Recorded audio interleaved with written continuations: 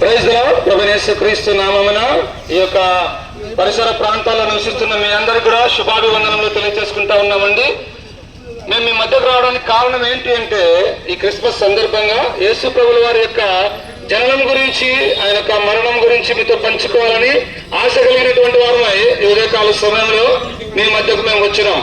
మీ అందరికీ ముందుగా క్రిస్మస్ శుభాకాంక్షలు తెలియజేసుకుంటా ఉన్నామండి. ప్రియమైన సోదరి సోదరుల, క్రిస్మస్ అనగా దేవాది దేవుడు, సృష్టికర్త అయినటువంటి దేవుడు, సమస్తాన్ని కలుగజేసినటువంటి దేవుడు, ఆత్మస్వరూపమైనటువంటి దేవుడు, కంటికి కనిపించినటువంటి దేవుడు నీవలే నావలే రక్తమాంసములు ధరించుకుని నారావతారిగా భూమి మీదికి అరుదెచ్చినటువంటి దినం క్రిస్మస్. ప్రియ సహోదరి సహోదరులారా, దేవుడే మానవుడైనటువంటి దినం క్రిస్మస్. మానవుని పాప క్షమాపణ ఇచ్చుటకు లోకానికి దిగి వచ్చినటువంటి దినం క్రిస్మస్.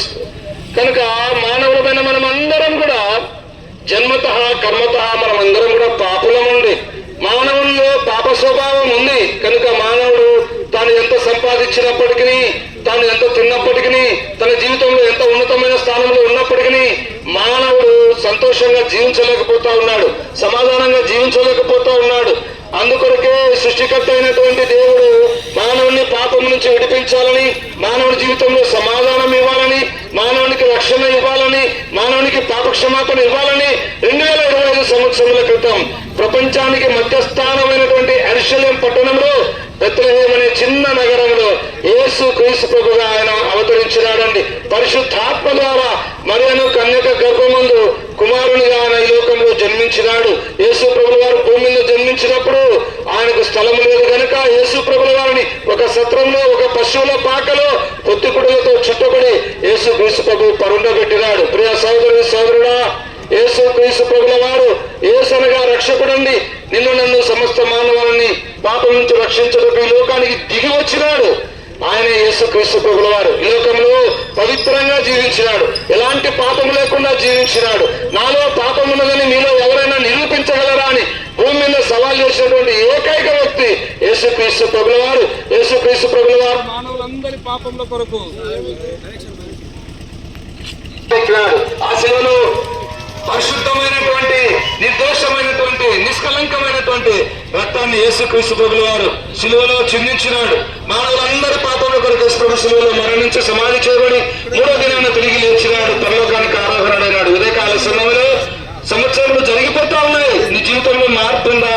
ఎంత కాలంలో పాపంలో జీవిస్తావు, ఎంత కాలంలో పాపంలో మరణిస్తావు? సోదరి సోదరుడు, నీకు ఒక మంచి అవకాశం.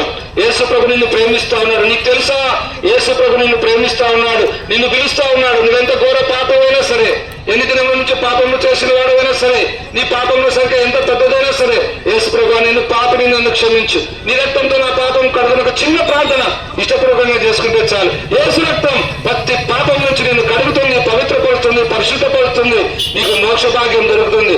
లేకపోతే నిత్య నరకం, అగ్నిగుండం, పాతాళం ఎవరు నిన్ను తప్పించలేరు, ఎవరు నిన్ను విడిపించలేరు. ఈ క్రిస్మస్ సందర్భంగా యేసు క్రీస్తు ప్రభుల వారు నీ పాప రోత హృదయం, నీ కంపు కొట్టే హృదయంలో యేసు ప్రభు ప్రవేశించాలని ఇష్టపడుతూ ఉన్నాడు. నువ్వు ఇష్టపూర్వకంగా ఆహ్వానిస్తే యేసు ప్రభు నీ హృదయంలోకి వస్తాడు.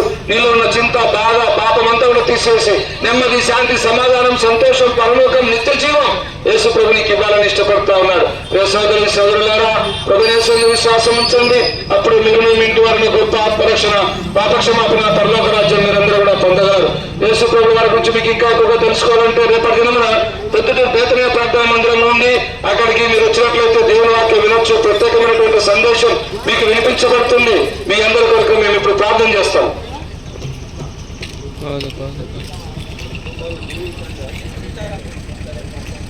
ప్రేమానమ్మకం గల మా పేపర్లోకి తండ్రి, క్రిస్మస్ సందర్భంగా మీ మరణ పునరుత్థానం గురించి కూడా ప్రజలందరూ ఉన్నారు. అయ్యా, ఎవరైతే ఇంకా పాపంలో జీవిస్తున్నారో వారిని మీ కృపలో జ్ఞాపకం చేసుకురండి తండ్రి. వారి జీవితంలో నిజమైన పాప క్షమాపణ అనుగ్రహించము దేవా. ఈ ప్రాంతానికి శుభమని చెప్పి వెళ్తున్నాం.